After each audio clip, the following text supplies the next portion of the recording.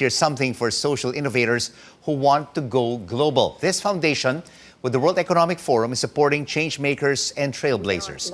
Let's bring in now François Bonnici, director of the Schwab Foundation, joining us live from Geneva, Switzerland. François, thank you so much for joining us. How does the work of the Schwab Foundation and its social innovators benefit society today in the face of multiple crises, from COVID, climate change, failings in democracy, and economic inequality? Well, first of all, thank you so much for having me. Delighted to be here on your show. The Schwab Foundation has been around for 20 years, a sister organization of the World Economic Forum, founded by Professor Klaus Schwab and Hilde Schwab, recognizing that the world needed alternative kinds of leaders that were addressing these kinds of crises in different ways. We needed alternative solutions. It's clear that during COVID, the inequality has been exacerbated in our world. And as you say, at the same time, we face this climate crisis. We know continuing to run business the way we do, continuing to try and run government and international development the way we do is unsustainable and does not serve everyone. So the role of social innovators and social entrepreneurship for the last 20 years has been emerging as an R&D for society, as a way to explore alternatives. And we're at a point now where we have very well-established social entrepreneurs and social innovators inside business and government who are demonstrating that these alternatives not only are ideas, but actually can work at scale. Our community reach over 722 million people around the world, and particularly people who are excluded in excluded communities or vulnerable groups. And we have spoken to many of these social innovator awardees during the past week, François. And how many of them have been able to help communities hardest hit by COVID? Many of them. I think the reality of COVID has been, it's not only been a health crisis, but it's clearly been an economic crisis for those that already were fragile or tentative or had informal jobs, or were not necessarily privileged in the ways that many in the formal economy are. And so the responses have been phenomenal because they have already been for decades trusted partners of these communities and of specific groups for many, many years. So when COVID hit, they had these relationships. They were present in the last mile, or the first mile, as it's often called, to be able to respond immediately with health provision, with the recognition that no jobs or income were there, with food supplies, with alternatives to creating income through technology. And François, and it's clear, as you and François, taking a look at your 2022 awardees, they're very diverse. What characteristics and traits do you look for in these social innovators?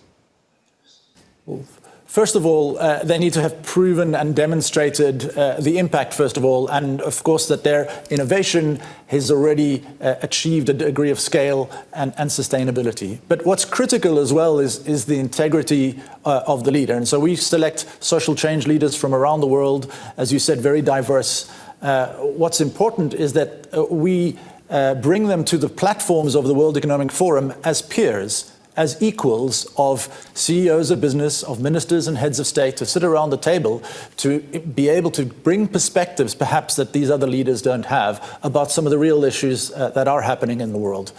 So a phenomenal group of people with high integrity, and our latest capturing in our report about their work is called Transforming Through Trust. And so they really are trusted leaders in a time where the world does not necessarily have trust in leadership, because they have shown commitment and have shown real impact around addressing often the gaps that exist in today's society. And speaking to them over the past week, they are indeed great, phenomenal leaders. And for Filipinos, what is your advice to them if they want to become social change makers, innovators during these challenging times? I think anyone can be a social change maker. That's the first point. We have amazing role models, and I'm delighted that you've been able to speak to them from all over the world. I think from South Africa, from Brazil, from India, etc.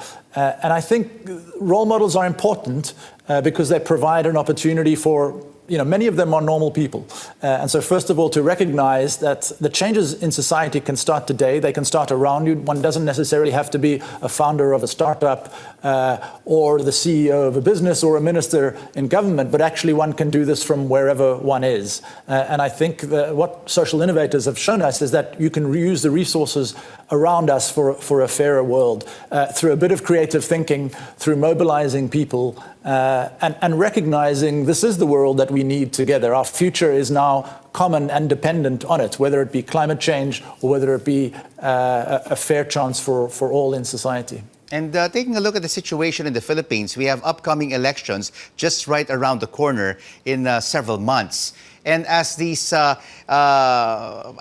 political exercise looms, people are questioning what kind of leaders they want, and do they trust them to tackle society's biggest problems? We have one of the leaders in our group who is a public social change maker, a public leader in the public sector, Sanjay Pradhan from Open Government Partnership, talking about how governments and supporting governments to be more open with their data, with their policy making, with their budgeting.